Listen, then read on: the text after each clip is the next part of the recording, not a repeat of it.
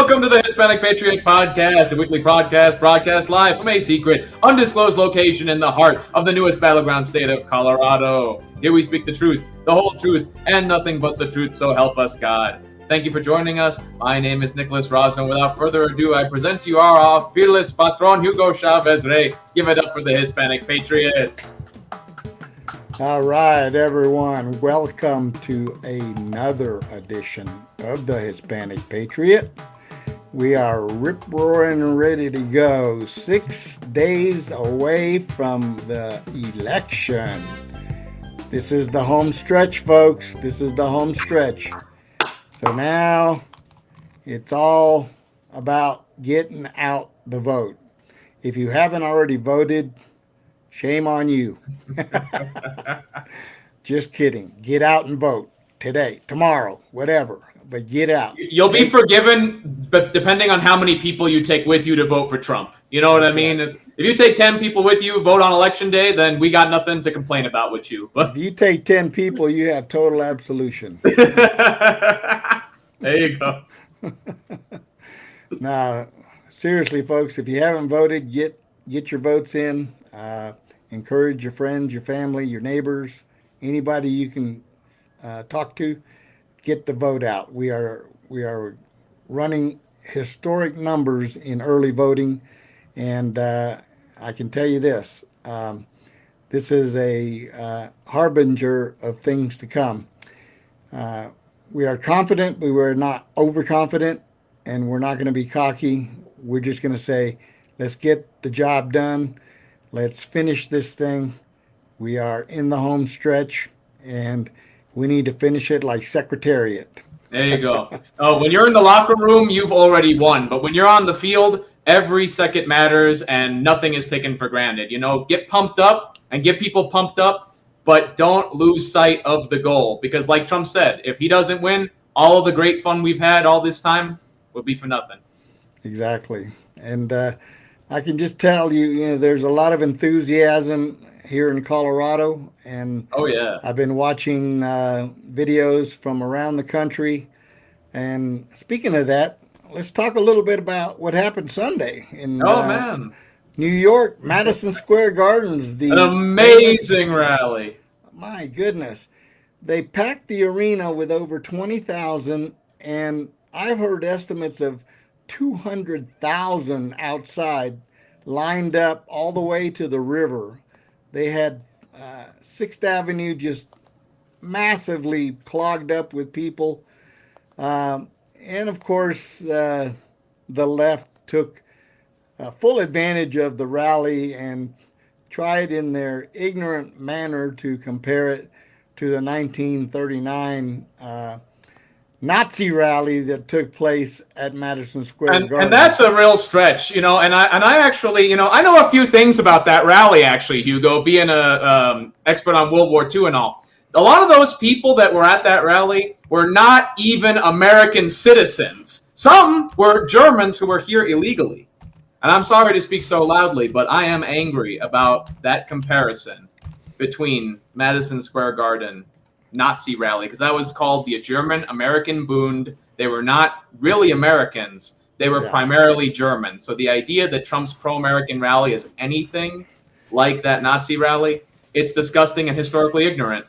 Well, some of the podcasters have exposed this hypocrisy by the Democrats, because they started playing videos of rallies the Democrats have held at Madison Square Garden. So they've held, in fact, 2 national conventions at Madison Square Garden. They've had the year that Clinton got elected in 93. He was at Madison Square Garden, along with Hillary, who was on the radio the other day. She's a Nazi. Yeah, she was talking trash about how we have to be concerned about these Trump supporters showing up at Madison Square Gardens to reenact the Nazi rally of 1939. Yeah, man. Hillary, you beat us to it in 1993. So I guess that makes you a Nazi too. unbelievable. I guess everybody's a Nazi, no matter how gay or Jewish or brown they are. You know what I mean? Well, that was another thing. I was watching video of the crowd outside, and they had Jews in the crowd Yeah. with MAGA yarmulkes on. Yeah. If y'all haven't seen a MAGA yarmulke, man, you guys haven't had a good time. It is funny how much people are putting their culture into it. You know what I mean? Like it's everybody's for Trump. Everybody. Those dang Nazi Jews, man. I mean, you know, what can I say? Oh man, they're the worst Nazis. Is those Jewish Nazis? You know? Yeah, that's what it was. Oh, it's amazing. God. It's amazing. No matter where you go, whether it's Russia, Venezuela, or America, the far leftists see Nazis everywhere, no matter what they are. It's amazing. Yeah. It's almost like the people they call Nazis aren't really Nazis. Yeah. Man, what a hypothesis. Maybe. One day we'll find out. They've ruined the word Nazi. More than the Nazis, I guess. Not even Nazis want to be called Nazis. I mean, like, you know, you guys kind of wore out the word a little bit, you know. But it's ridiculous. It's ridiculous, let's be honest. Bottom line is, what this demonstrates is the level of desperation that the Kamala campaign and all her Democrat Marxist cronies have stooped to.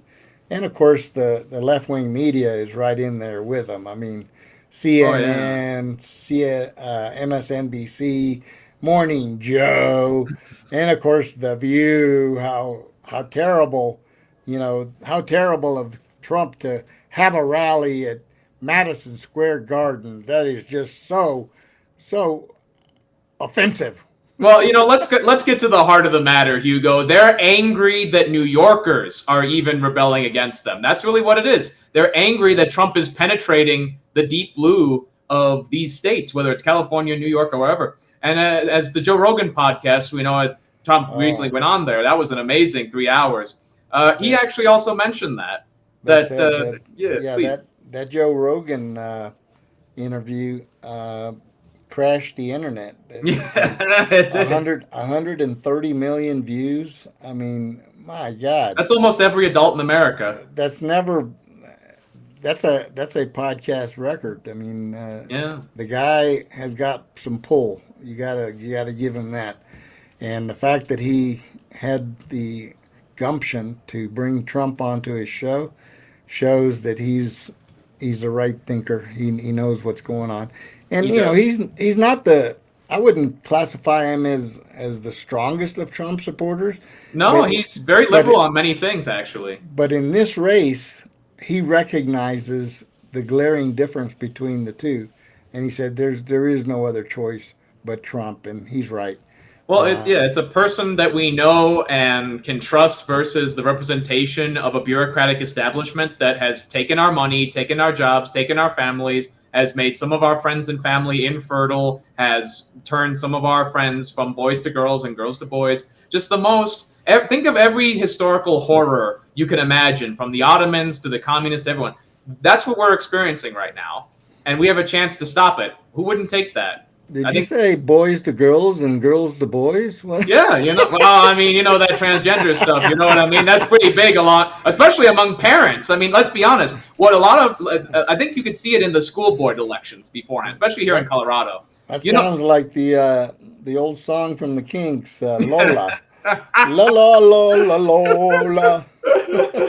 Oh man, don't sing it too much. We don't want to get copy again. We had to edit one of our videos. We had to edit the conga out. So shame on you, YouTube, for not being fun anymore. But thanks for letting us be here. But on that note, Hugo, what does it say that these podcasters, and I include us, we've interviewed people like John Pepicatore and Lauren Boebert and Greg Lopez, people who are very important to us Coloradans. Yeah. And I would say that we give them fairer, friendlier, more human interaction with the audience than any mainstream media organization. I think Joe Rogan showed that, and that's one of the things we're trying to do on this podcast. Hugo, we're one of the only sources, independent sources, that has a lot of these Colorado figures. So thank you to our audience for helping us make that happen. But This is the future. This is the future. Podcast interviews with people just being human. I think you're going to see a lot of that. And it's going to be thanks to Trump a lot more because of this Joe Rogan podcast. Yep. And there was there was one thing that took place at the rally that kind of soured everyone's cookies. Well, the left anyway. Yeah. Number one, they had this comedian on. I don't even remember his name. President Trump even said he doesn't even know the guy. He didn't even know he was going to be there. But he said he didn't see it as a big deal. But the guy made a joke about Puerto Rico, and this, and then I did a little bit of research on it, and actually the guy told the truth. Puerto Rico is having a landfill issue with garbage. Yeah. And their landfills are overflowing. So, and Puerto Rico's Democrat controlled and governed, it should be said. Yeah, but the governor of Puerto Rico is Republican. Yeah, and he's a fantastic governor. I mean, if you want to see a guy who's been doing a good job with absolutely no support, I shouldn't say no support because there's a lot of nuance to Puerto Rican politics, but he's had an uphill battle for a very long time. I actually am a big fan of the governor of Puerto Rico.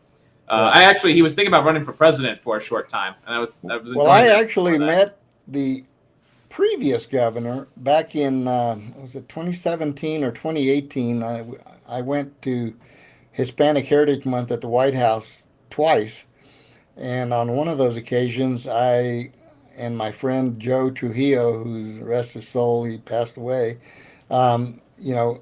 He and I met. We sat down at the table with he and his wife, and we were talking, and they were all pro-Trump.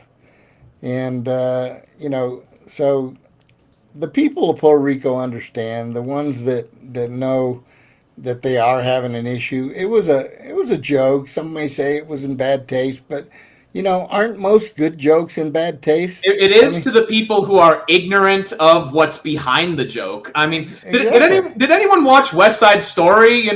Puerto Rico, my heart's devotion, let it sink into the ocean. Like, also, what does it say about you as a people, the Puerto Rican people, that the only thing a comedian can make fun of is the island you come from, not anything about you? You know what I mean? He didn't insult the people of Puerto Rico. He insulted the place. And you know what? It is a difficult place to live, honestly. There's hurricanes, like the song from West Side Story. But that's one of the things that make Puerto Ricans so strong, honestly. And Florida and Chicago and Mexico, a lot of those places, hey, beautiful, love it. But living there is really hard. It's really hard. And most people that live there kind of want to leave, kind of like West Virginians, So we love where we come from, and we love the people that we're around. We love Puerto Ricans, West Virginians love West Virginians, everything, etc. But you're not. If you're offended by someone making fun of the place you're from, you might not be from that place. Our guest is saying that he didn't receive the link. Oh no! So we need to resend it to him. That's okay. We can do that. Let's talk a little bit about what's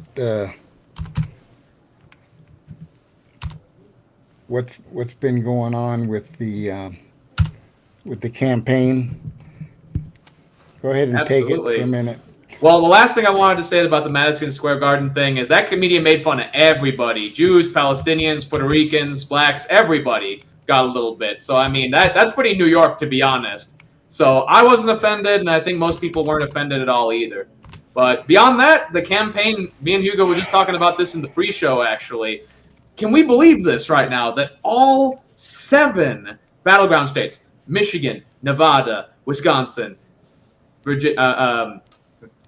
North Carolina, sorry, getting my southern states mixed up, sorry, folks, Georgia, all these places, Pennsylvania especially, are actually swinging in the polls for Trump. Everyone's been seeing it, and we know that the polls historically are not in Trump's favor. They typically undercount his support. So this is looking quite amazing, honestly, for us. But again, don't let it make you be cocky. But we have to start thinking about what's it going to be like for the Democrats now that they kind of know this is happening. All right, we got 6 days, realistically 5 by tomorrow morning. So all of you, I have a message out there for all of the election judges and poll watchers and all of those people who are going to be making sure that our elections remain actually free and fair this time around. Thank you for the work that you do. We really appreciate your diligence. We appreciate the diligence we know you're going to have on Election Day. We're not going to let the Democrats do what they did again in 2020. We're going to make their fraud plan be a glass cannon, something they can only fire off one time, and they can never do it again. Because when Trump gets into office, we know that there's going to be a lot of work on election integrity, work that we're going to have to support in our local legislation, especially here in Colorado. Yeah. Now, on that note, for local politics, though, make sure all of you are educated on the ballot initiatives. We'll have a link in the description today for those ballot initiatives. We did a whole episode on them, and hopefully before the election, definitely before the election, we will have those clipped up for you so that you can see ballot initiative by ballot initiative. So you don't have to go through the whole show if that is not within your time. You will also be seeing the show clipped up more into smaller segments, shorts, all these things. We're doing a lot of this work that we can do, but we're focusing on the election, folks. I want you all to know that. It's our main concern is our audience and the election right now. Because let's be honest, Hispanic Patriot, we could gain 100,000 subscribers on November 6th.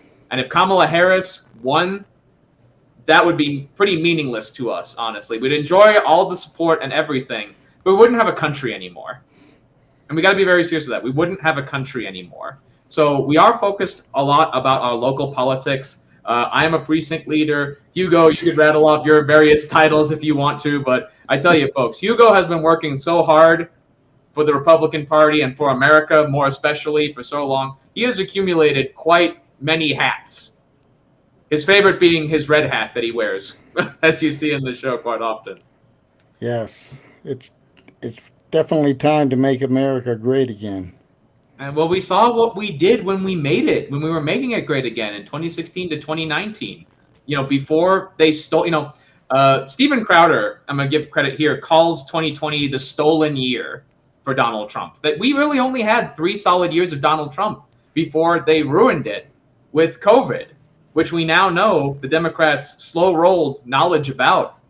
Nancy Pelosi shilling it out in Chinatown.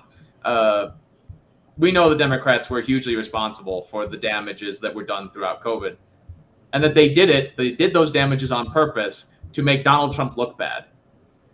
They don't have that this election cycle. It's quite amazing, quite amazing.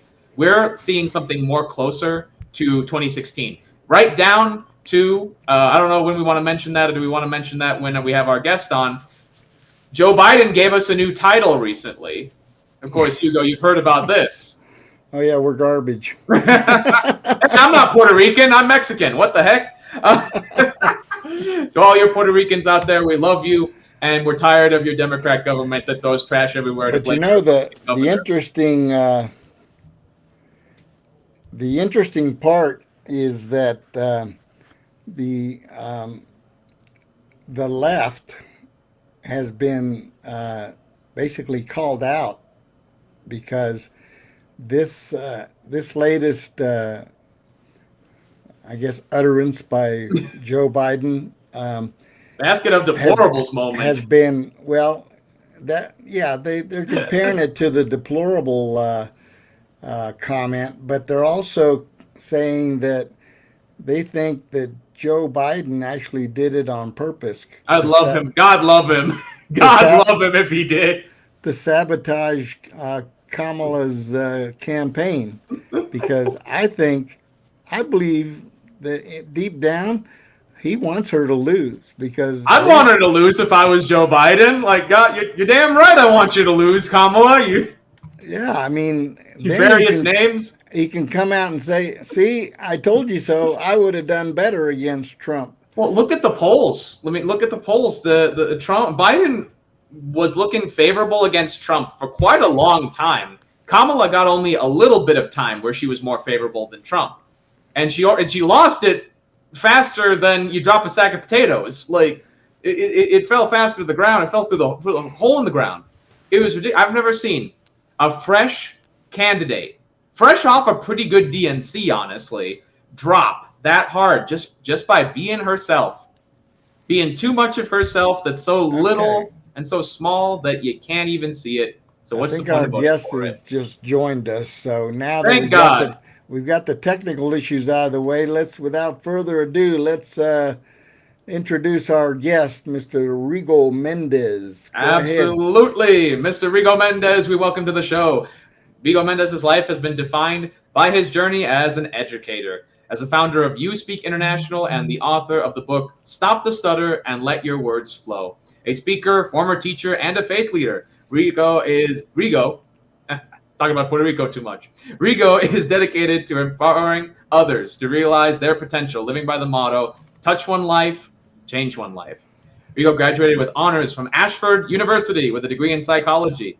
He has been recognized as Teacher of the Year, received Goodwill Ambassador Award from the United Nations, and was honored with the National Statesman Award. A respected community leader, Rigo currently serves on the board of the Colorado Multi-Ethnic Coalition and is the chapter director for the state of Colorado of the NHCLC. I'm sure he'll tell us what that is at some point. Under the direction of Reverend Samuel Rodriguez. Rigo himself has been an ordained minister for 25 years, so please, everyone, give a strong Hispanic Patriot welcome to Rigo Mendez. All Welcome, right. sir. Welcome, Rigo. Hey, thank you. It's an honor to be here with you guys tonight, and I'm excited to share, and just let's get it going. Very beautiful. Rigo is a true Hispanic patriot. Yes. So he is very welcome on this platform for sure. So Rigo, tell us, I mean, you've had quite last 2 years. I mean, you're now a married guy. So, you went out and married the love of your life. And I saw all the photos of your honeymoon and your wedding, and I got jealous, man. Big congratulations to you, my friend. Big congratulations. Yeah. Thank you. She made an honest man out of you. Now, tell us a little bit about what you've been up to recently, what you're doing now as far as work-wise. I know you've had some different stints with, if I'm not mistaken, the federal government. Is that right? Yes, Okay. yes, sir. So we're working there as a contractor. Can't say too much on that side, but Right. but for the most part, we're working. We are obviously dealing with a lot of Hispanics, which it gives you that other side of their perspective in regards to what's going on, and even some of them that are coming from a different country. So obviously we're seeing that part, and in regards to getting married, I mean that was a great step for me. I think it was, I would say, long time desiring to have a wife. So it was overdue, to say the least. But The slow cook is the best. Well, yeah, well, there you go. I agree with you, because when you get it too fast, maybe it's just gonna be too raw, and things are not gonna work. So. Dude, it's like our cooking, man. It's like Hispanic cooking. You know what I mean? The slow cook is the best. That's my opinion, at least. That's my opinion. Yeah. Yes, sir. That's true. So I agree with you on that side. But other than that, I've just been obviously looking at what's going on in the political sphere, and man, we are really up for a big battle here. And I know that things are flowing, but I think we could all agree that we're seeing a great participation, a lot of people getting involved. Yep. What I'm most excited about is the expansion of the Hispanic vote. I have seen estimates up as high as 52% of the Hispanic vote going to Trump, and if he comes anywhere near that, that's not only historic, but it's definitely indicating the trend among the Hispanic community that they're waking up. They've seen what the other side of the aisle is really about, and they don't want anything to do with it, especially those who came from countries who have been destroyed by that type of activity, with that type of government and politics. So it's there's two things playing in this election. Number one is President Trump is set to set a record in the sense that he will be known as the comeback kid, because nobody has ever won an election, lost an election, and come back and won another one. So that's one thing in American history that's going Certainly to not in modern change. history. Yeah, and so he's made a concerted effort to reach the Hispanic voters. The black community is coming out in droves. That part of the vote is running around 30%, which is also unprecedented. No Democrat has ever won the presidency with less than 90% of the black vote, and they're not going to sniff 90% of the black vote. So, but in your, where are you living now? I can't remember you. Where you? I'm You still? here. I'm actually here, South Denver. So Okay. that's where I convinced my wife to come and live with me. Okay. Are you in Douglas County? I'm in actually Arapahoe County. Arapahoe County. Okay. Very beautiful.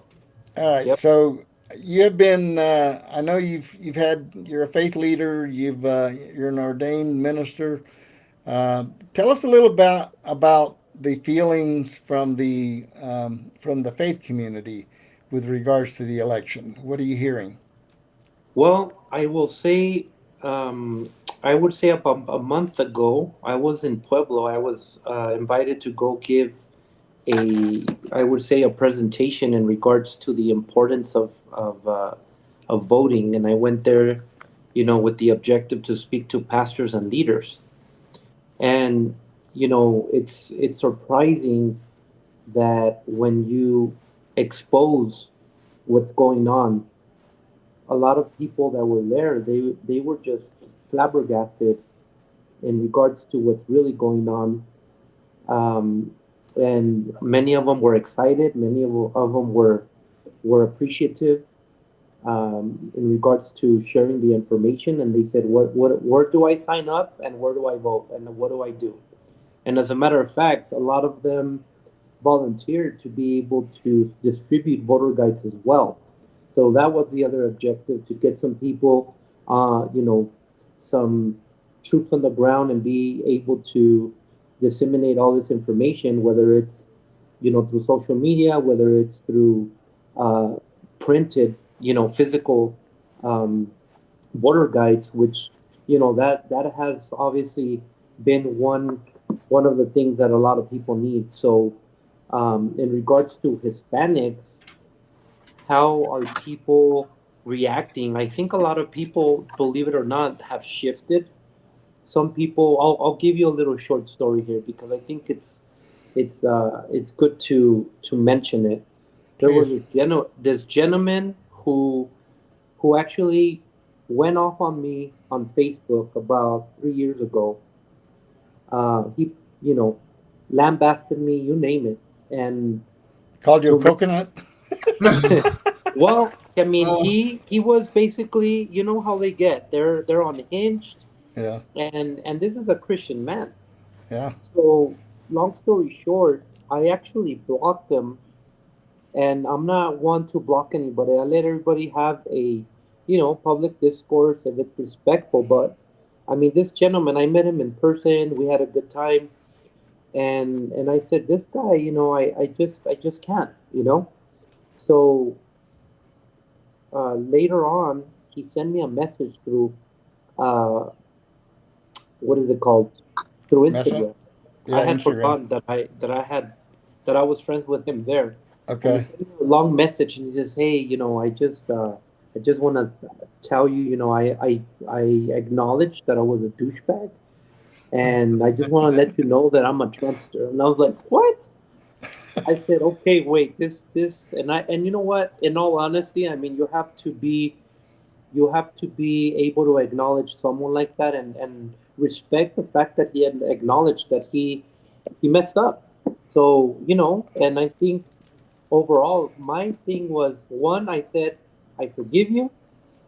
Let's connect. I need to hear your story. So that's what happened. And obviously the phone call happened, and he called me, and he says, you know what, I was dumb at that time. I was hanging out with people. I had never really looked into the policies. I never really looked into the platform. And at the end of the day, I'll say this: colores o valores. So, Mm-hmm. votamos colores o valores. No, esto no se Yeah. trata de valor, de colores, se trata de valores. Yep. So, with that said, he was able to share with me that, what, had made a mistake, and that he was taught to hate people, and he was embarrassed about it. But I could say this: all of us that have been speaking up all this time, whether we've been, I mean, you got blocked on Facebook, or what do they call it, censored. Uh-huh. We were all getting censored. I was getting notes that I was getting censored as well, and all this stuff. But Yep. all of us that have done and have been in the trenches, it's worth to say that all those people, like the gentleman that I just mentioned, there's a lot of people like that. Oh yeah. I've had experiences like that myself, where some that I blocked, some that I didn't. But let me ask you this: how much time passed in between the Initially. animosity and the eyes opening? How much time was it between that? Do you know? You remember? I honestly say probably 2019, Okay. and then I would say about a year after, maybe March, May, somewhere around there. Uh huh. That was the pivot, and I mean, obviously, you know my sentiment in regards to the last campaign, because I worked Yeah. for the campaign. So for those that, I don't think I put it on my bio, but I was the director here for the voter registration and strategic initiatives Yep. director. So definitely I was able to see things firsthand, because we also trained the poll watchers. I was a poll watcher myself, and for Very you nice. to begin to get phone calls from the people you trained. And I mean, we did all our due diligence. We were able to send them their Secretary of State certification. We were able to send them the county clerk's All right. certification as well. And for them to be calling and saying, "Hey, they don't let me in," they're saying that we're not on the schedule. So now imagine, and I was part of also organizing the schedule and different poll plate where people were doing their poll watching. Yep. And now we had a big problem in our hands, because now you had attorneys that we had to call that came on pro bono. And by the time they had everything ironed out, I mean, 2 hours passed. And if that individual only had 2 hours to poll watch, then what happened in those 2 hours? Now Yeah. Yeah. multiply that by all the people that got those responses. Now that's exponentially a I would say a threat to our rights, that Yep. they That's enough basically votes to swing an stumbled. election. We can be honest about that. Yeah, that's enough votes. Yep, This was in 2020, right? that's correct. Okay. Yeah. No, I heard a lot of those stories. I was a poll watcher in 2020, and I didn't have any issues at my polling place, but I did hear about others around the city that were getting, so to speak, hijacked and blocked from participating with the same type of tactics. But this time around, I think the tide has turned. I've seen. I was interestingly enough, I was at election judge training today because I'm an election judge coming up Monday and Tuesday, and Mm, one of the things that I notice is that there's more conservatives involved, and also that even the leaders, the supervisors, and all were stressing very clearly that there was not to be any kind of you know interference.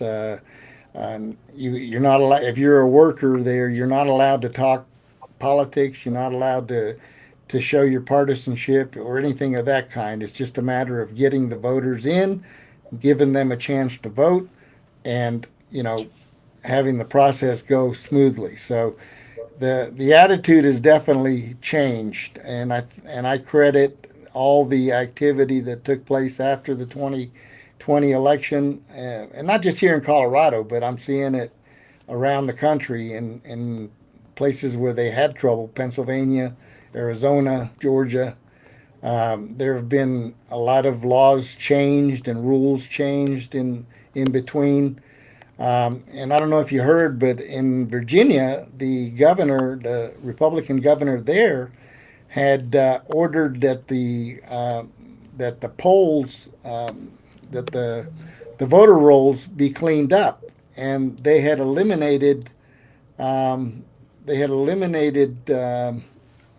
do you call, I don't know, like 2,600 non-citizens from the voter rolls. Right. And they were probably there in 2020, to be honest. The Democrats sued, and they got this liberal judge to issue an injunction and block the removal. Supreme Court yesterday voted and said, no, those voters can be removed from the voter rolls. They are non-citizens. So therefore, it's not fair to leave those on there. So Virginia won. They are removing those, but voter rolls everywhere are being cleaned up. There's a lot more left to do, I can tell you that much. And if you check back on one of our episodes, that's I think it was last year, you'll find that did we lose him? I think he was sending the link to the show to his wife, and whatever he was recording on might have just blocked out for a second. Okay. As I predicted. Desapareció. But we want to shout out to your wife, man. I really enjoyed that we have you on here for that. But to connect both of what you're saying, I think the main theme for both what you both said was the fact that the work that we've been putting in since 2019, since this all started, or even before with 2016, by just strongly being Trump supporters as we are, it has borne fruit. Like Christ said with the mustard seeds, you don't need much to be able to start a movement, to be able to start people. You got it, Rigo. You got it. It's perfect now. You know what? It moved on its own because I didn't do anything. Man, these dang phones nowadays. But that's what I'm seeing from what you guys are saying. Is this is the reality that we have actually seeing, something we usually don't see as human beings, is the fruits of our labors. The fruits of our labors for the last 8 years, talking to our friends, being morally consistent, being good examples, being knowledgeable and passing on the knowledge of democracy. This is something that we've been working on for a long time, and that's why it's bearing fruit in this election. Maybe we didn't work hard enough in 2020. We weren't prepared enough for the fraud they were going to do, but we absolutely are now, and we had a lot of experience since then. You're sideways again. I'm telling you, I don't know. Let me see. It's okay. It's okay. I think it fixes itself, but I'm using my iPad. It's not the phone. You're okay. You're okay. You're good now. Your iPad is adjusting your landscape. Okay. Gosh darn it, Apple. But yeah, please go ahead, Rigo. So let me chime in here because number one, I have to point out the fact that 2,600 votes can change a state election. Yes. And that's something that some people don't understand, that it's crucial. And they people can say, you know what, you're making a big deal out of 2,600 non-citizens or whatever. And that's the problem. So, yeah, the question, I mean, it begs the question, how did 2,600 people, first of all, get registered to vote? You know, was it an accident? Was it somebody doing it on purpose? I mean, what exactly? I'm guessing some may have been by accident, but I think some of these problems are coming from these motor voter registrations where the DMVs are automatically registering people who get driver's licenses. And not only is that wrong, but it's That's illegal. Mm-hmm. Now, I think your wife is trying to join us. let me, because I think I'm assuming that it would be under Nicholas Razzo, correct? That's me right here. Yep. Okay, so I'll give her just the name. That way she's able to get in. But I'll say this, Hugo, is the fact that what you were stating is one thing that a lot of people don't understand, and number two, people need to really understand this piece. There's a lot of actors, and I know this because this is firsthand knowledge, because I know this person. Okay, he was actually an individual that helped me go and do some what do you call this? Door knocking. Okay, canvassing. That's what we call it. So we did some canvassing, but when I got him and convinced him to come to my side, what happened was that he told me, "Look, I was working for mi familia vota here in Colorado." Okay. Mm-hmm. Yep. This is a pastor's son, and he said the following: I was getting very well in getting voter registrations, because they had to do, like, they had a quota like 9 a day, and it got to, the pressure was so big that he said, you know what? They went to the what do you call it, the cemetery. He told me, I'm embarrassed to tell you, but we went to the cemetery and we started picking at random names, last names, and we putting addresses. Okay. Oh my God. And, That's some classic stuff right there. yeah, I know. And I was just like, I didn't even know what to do, what to say. But when he told me, I was like, okay. He goes, look, at the end of the day, I found out that all the voter registrations that we were doing for the Republicans, because, you know, on in public, they would say they were nonpartisan. Mm-hmm. But in private, all the voter registrations for the Republicans, they were throwing them away. And he found out that they were doing that. So what happens with that? That's illegal. Yes. Yeah, I know. And the other thing was that, Unless you don't get caught. Right. Really, that's the mentality of these people, Rigo. No, Rigo, you're absolutely right, actually. If I might just say that, being from Chicago myself, these tactics were well known to be used by the Democrats. So everybody knew it was happening. But there was an embarrassment of saying, like your friend saying, oh, I'm embarrassed to tell you. We Republicans were embarrassed. You know, when there's ever a cheating situation, people are embarrassed on both sides to say that it happened to them and to say that it happened, that they did that. So that's sort of the problem here. You got two closed mouths on the Democrats and the Republican side. And I think this is the election that, well, last time was the election where we all got tired of it, but this is the year that we set the precedent that we're never going to tolerate it ever again. You know, the whole country felt humiliated and tricked, and we even see that from the poll that people would have changed their vote had they simply known about the Hunter Biden laptop situation.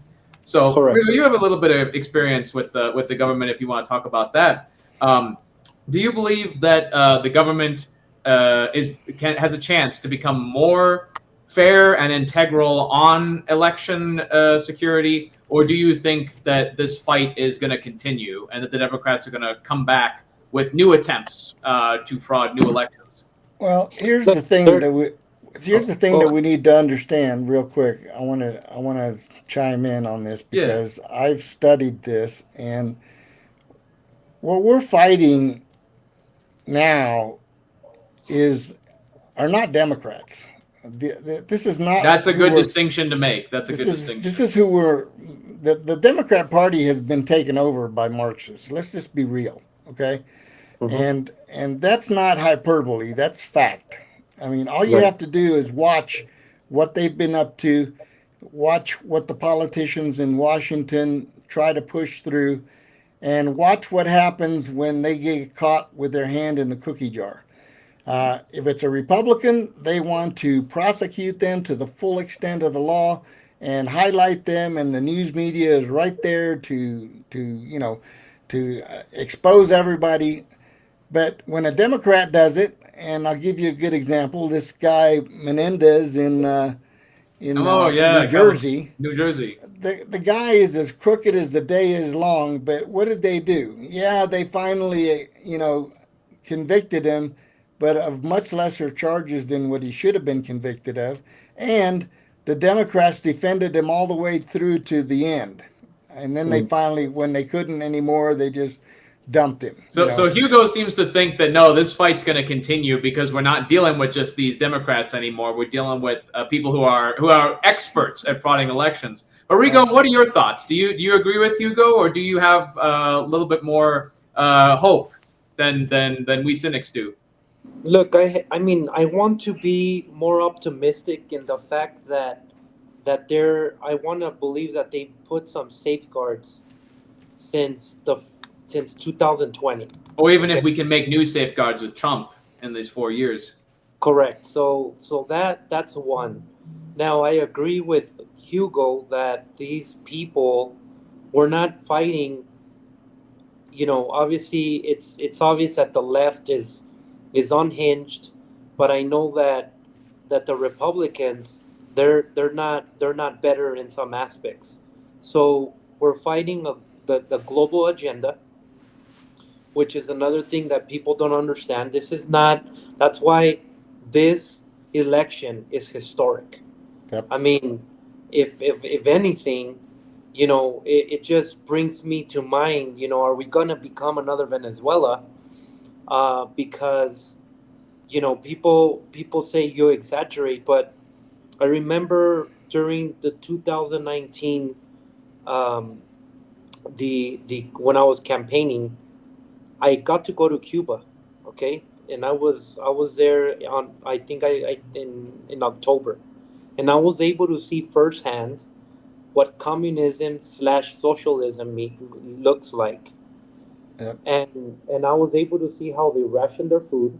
I was able to see how I had to hide to go talk about politics or to talk about Fidel Castro and all their leaders. And I had taken a full suitcase of clothes that I wanted to give away, and I bought 2 bags of American candy because I wanted to give it to the kids. And they said, you cannot do that. You need to go to a private room because we have spies in the church and we don't know who's who. So with that said, we've already been seeing that firsthand here in the U.S., where the DOJ has been weaponized, the FBI is weaponized. We're seeing these things that some people are saying that we're exaggerating. There's conspiracy theories, and bringing to light what just Hugo said about Virginia. I mean, the DOJ are the ones that put it in. They sued, Youngkin, and Youngkin comes out swinging and says, "Hey, we're not going to do this anymore. I mean, we're gonna expedite it to the Supreme Court." And now we have that, and now we have another case going into Pennsylvania, which there were people dressed in law enforcement supposedly and having some badges, and they started telling people that they needed. They basically put this sign that's where the line ended. So guess what? They just ruled that and actually, I think it's a federal judge that said, you know what, you guys have violated state law, and they give them an extension of 3 days. Come on. Yeah. No, the fight is ongoing. There's no question about the globalist agenda, the Marxist agenda. This is a full-out onslaught to bring down America, and that's why they are deathly afraid of President Trump, because he represents the lone roadblock to this entire agenda. They know that if they don't win this coming Tuesday, that this country is going to be turning back in the right direction, and they're not going to let it go quietly. I can tell you that. Sadly, I'm hoping that the radicals don't just that the radicals don't do what I think they're going to do, but I'm afraid they're going to try to do something. The thing that I know President Trump has on his agenda is that the crackdown is coming. And this is what the left is trying to interpret as some sort of authoritarian dictatorship style. Oh no, the Pushback. enforcement of law that's on the books. Right. So, you know, President Trump will clean house in the DOJ, the FBI, the CIA, all of these agencies that have been lined up against Trump are going to see tremendous change because this time around it's personal. And what I believe President Trump has in mind is exactly what this country needs: is a total cleansing of the DC swamp and all the bureaucracies and the agencies, and that's the only way that we're going to get some semblance of normalcy back. That's not even talking about the economy, of course. The economy has to make a rebound because the American people can't stand much more of this nonsense that's been going on. Amen to that, Hugo. Absolutely. I mean, something you said, Hugo, actually inspired me because it goes to show this is not just political. This is spiritual and cultural as well. So, if you gentlemen with what Rigo his faith experience, we might want to talk about that for a little bit. The role that faith has in this election. I wanted to touch that's on that point. I wanted to ask Rigo this. I don't know if you've heard, but it's a well-known subject. They're saying that there's like 50 million evangelicals in this country that don't even bother to vote. Now, if that's anywhere near true, that is a sad statement. And what do you see within the faith community with that regard? Well, look, I was just in DC, and we were obviously talking about that. It's 31 million. 31 million. Okay. 31 million, and I know that 10% the country.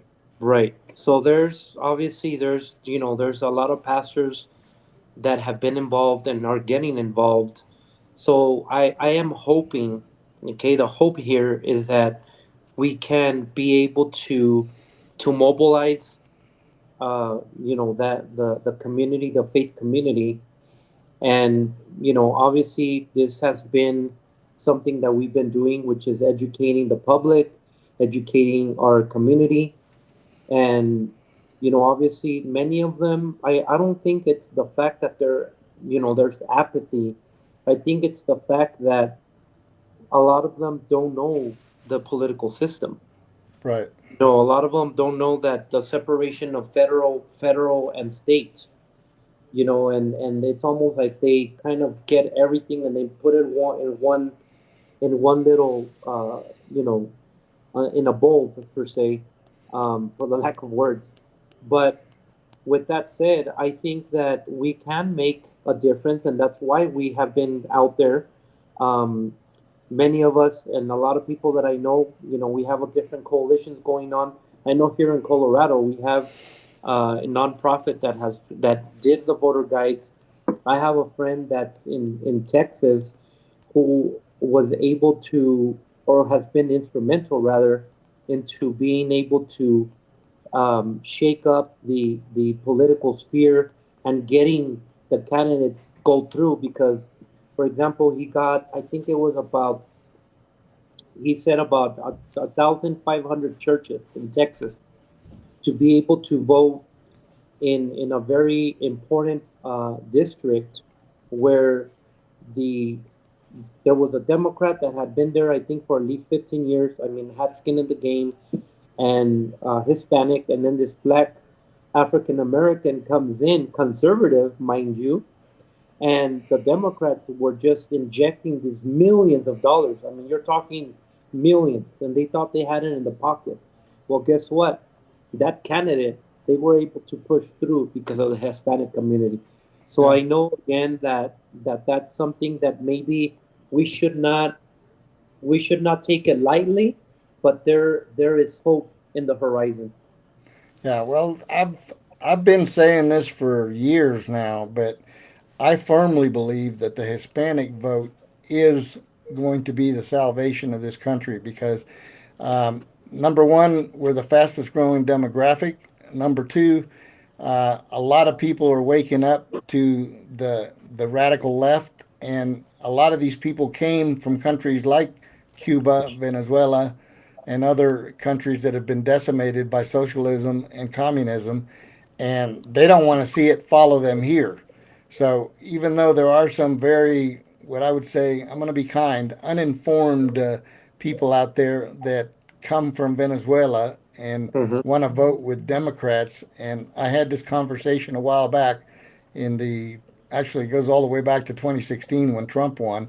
You remember that party we had at the Marriott? You were there.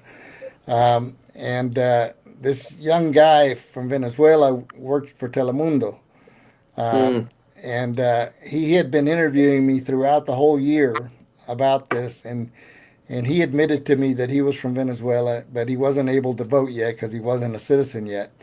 But I said, well, I asked him, I said, if you could vote, who would you vote for? And he said he would vote for Hillary. And I looked at him and I said, so you're telling me that you moved here, your family moved here from Venezuela to escape the despotism and the Marxists and the communists over there, and you want to come to America and vote for people that want to do the same thing here? Explain that logic to me. He was Mm. dumbfounded. He couldn't answer. Well, I it's like when you ask Catholics who vote Democrat, how do you vote for a party that's totally pro-abortion? And that's my perspective to a certain degree. I think that Kamala's biggest push is abortion. We saw that on her. What was that? Trump goes on the Joe Rogan podcast. She goes on the Call Me Daddy podcast. Y'all remember that one? Yeah. And abortion is one of the only things they have. So I think that's one of the reasons why you see Catholics running away from the Democrats. You see these 30 million evangelicals coming to vote now, because we'd hope, because all the Democrats have are things that run counter to Christian morality.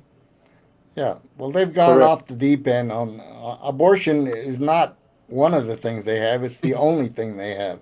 Well, as And Christ said, we always have to love those who are the least of us. That's how we judge our society. But we are running against the clock right now, so I don't know, Hugo, if you had anything you wanted to give the tee off to Rigo over here. well, We've been very you know, appreciative of.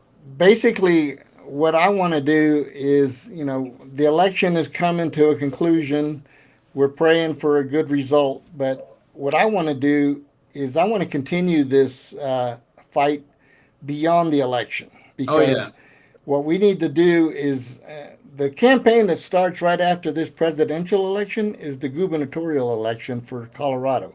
yes it We've, is. we've got to elect a governor in Colorado that is not only pro-life, conservative, and hopefully Hispanic. And I won't mention his name, but his initials are GP or GL. Anyway, One of those two. You're gonna have to figure it out, folks, who it is. It's one of those. but yeah, the work is just beginning. I'm encouraged by the movement. I have a domain that I want to materialize going forward, and I'm going to need help in raising the funds to put this online. And it's Yes. called votelatinovalues.com.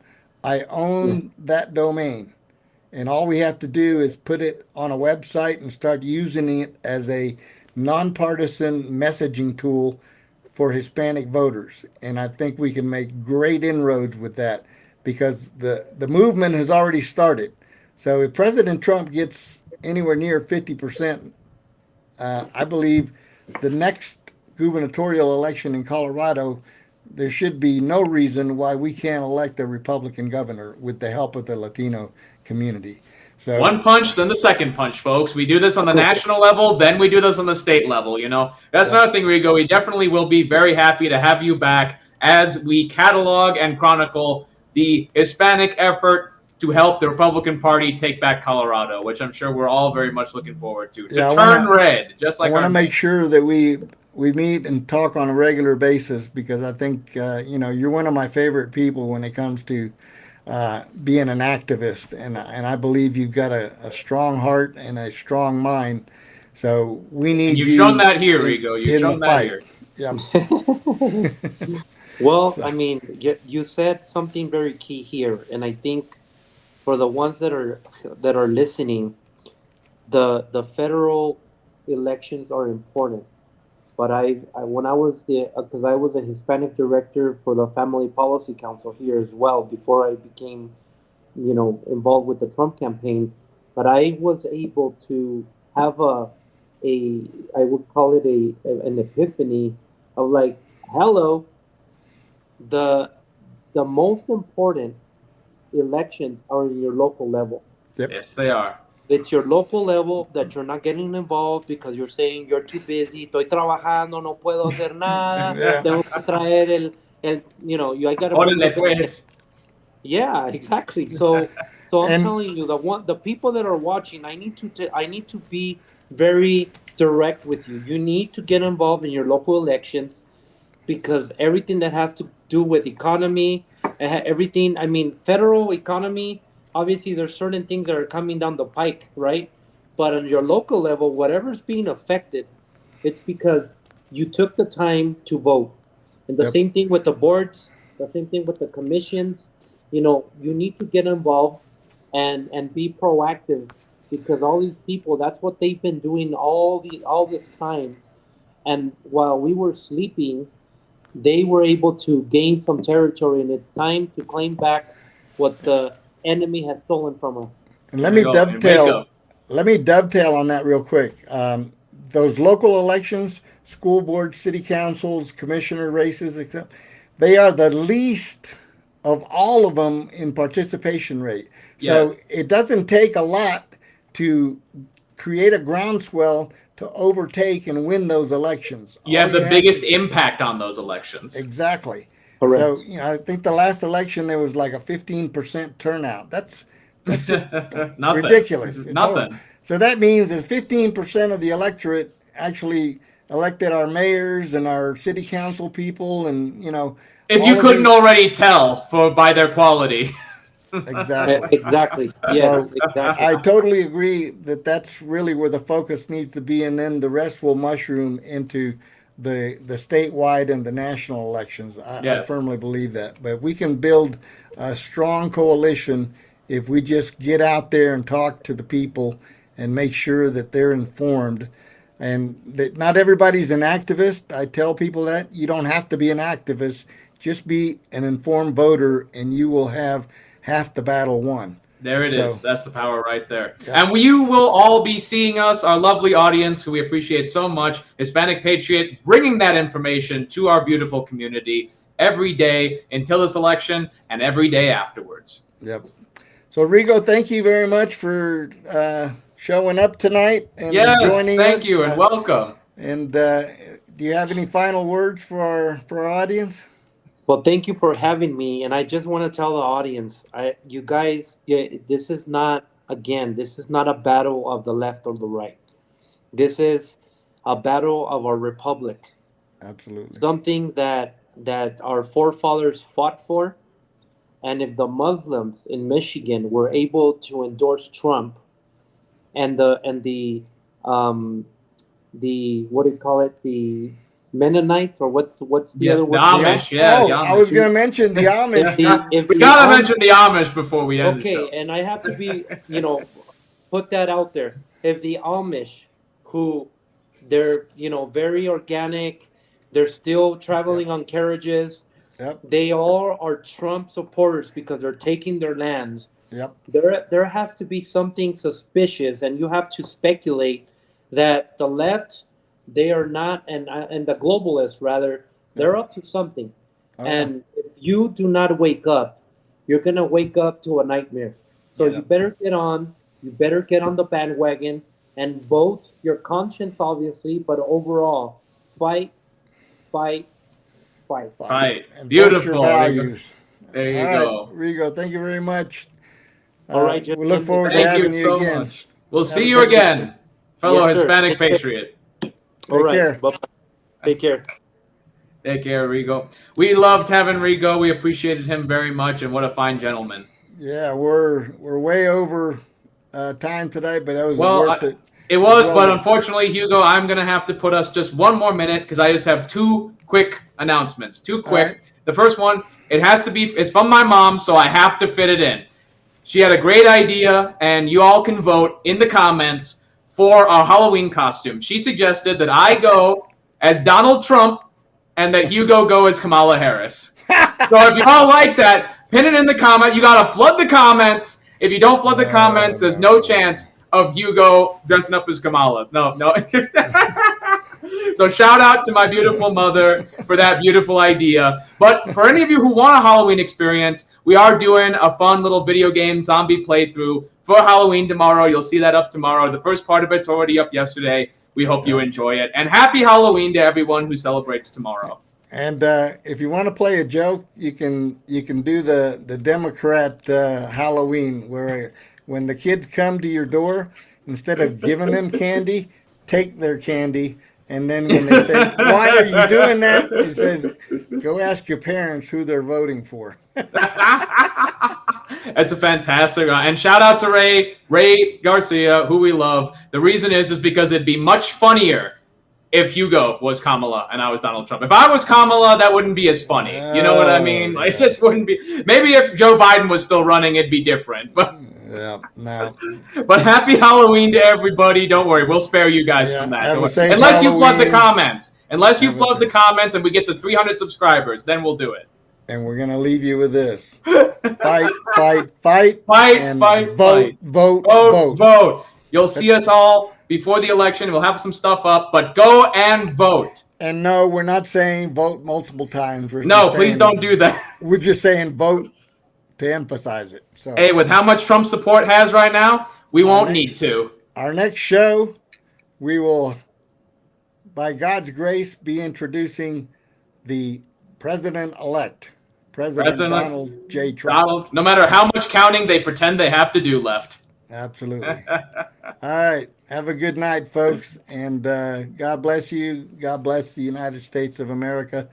Say a prayer for Donald Trump and J.D. Vance in the last few days. Prayer.